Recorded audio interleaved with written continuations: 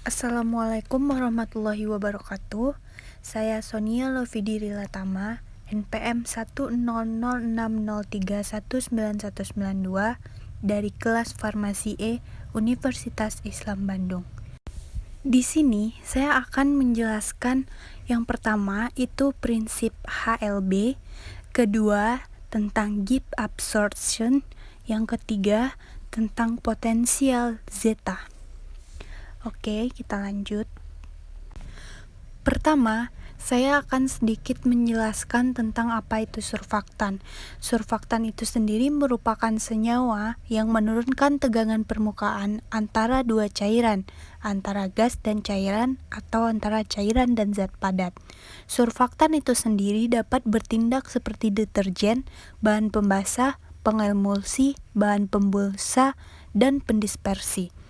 Nah, kegunaan lain dari surfaktan yaitu mengurangi tegangan permukaan sebagai emulgator.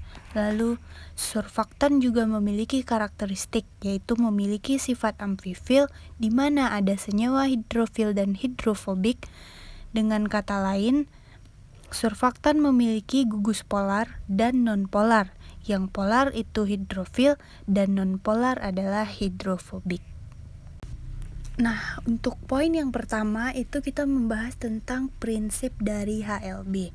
Nah, HLB itu sendiri merupakan singkatan dari hydrophilic lipophilic balance, yang mana HLB mempunyai pengertian yaitu untuk mengukur nilai efisiensi emulgator yang digunakan untuk menciptakan suatu skala sembarang berupa nilai-nilai yang berfungsi sebagai ukuran keseimbangan hidrofilik dan lipofilik dengan menggunakan sistem angka. Nah, seterusnya itu ada prinsip dari si HLB itu sendiri. Nah, prinsipnya yaitu semakin rendah nilai HLB suatu surfaktan, maka akan semakin hidrofobik atau nonpolar. Dan kebalikannya, semakin tinggi nilai HLB maka akan semakin hidrofil atau polar. Selanjutnya yaitu mengenai Gibbs absorption. Nah, pengertian dari Gibbs absorption ini sendiri yaitu persamaan yang digunakan untuk menghubungkan perubahan konsentrasi komponen yang bersentuhan dengan permukaan dengan perubahan tegangan permukaan yang menghasilkan perubahan yang sesuai dalam energi permukaan. Nah, contoh kasus dari peristiwa ini yaitu pada peristiwa tanah yang kering dan retak. Nah, ketika disiram air sabun yang mengandung surfaktan, tanah tersebut lama-kelamaan akan menyatu kembali dan menjadi lembab lagi. Nah, terus tanah tersebut tidak akan kembali retak. Nah, berbeda halnya dengan penambahan air biasa yang tidak mengandung sabun atau surfaktan sama sekali. Biasanya, begitu disiram, nah beberapa lama kemudian tanah tersebut akan retak kembali. Nah, jadi jelas sekali perbedaannya antara surfaktan dengan air biasa. Oke, selanjutnya yaitu poin ketiga tentang potensial zeta. Nah, pada pembahasan potensial zeta ini saya akan membahas beberapa poin-poin pentingnya saja. Yang pertama yaitu pengertian, yang kedua mekanisme, yang ketiga kegunaan, dan yang terakhir yang akan saya bahas yaitu mengenai potensial zeta dalam medium polar dan non-polar. Nah, untuk selanjutnya yaitu mengenai pengertian dari potensial zeta. Pengertiannya yaitu parameter muatan listrik antara partikel koloid. Nah, di sini yang dimaksud yaitu di mana semakin tinggi nilai potensial zeta, maka akan semakin mencegah terjadinya flokulasi atau peristiwa penggabungan koloid dari yang terkecil ke yang besar atau biasa disebut dengan penggumpalan. Nah, untuk poin selanjutnya yaitu mekanisme dari potensial zeta.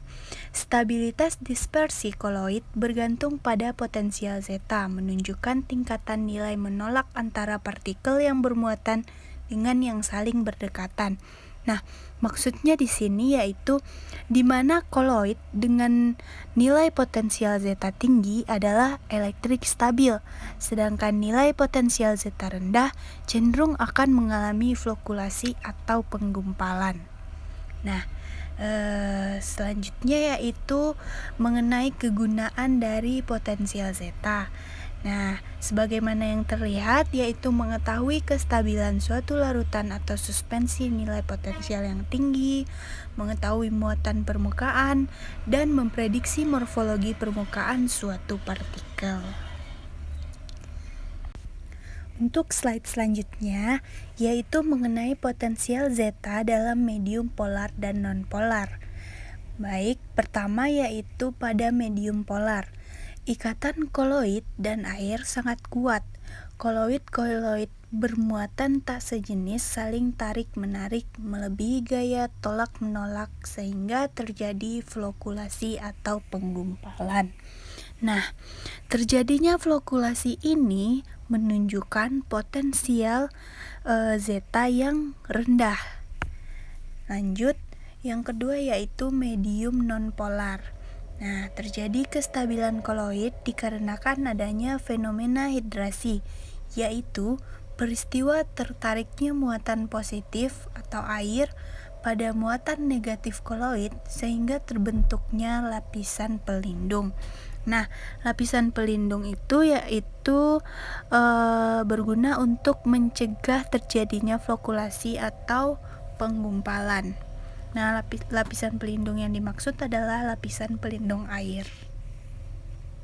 Oke, baiklah, hanya sekian yang dapat saya jelaskan dan saya sampaikan mengenai materi yaitu surfaktan. Salah dan janggal saya mohon maaf.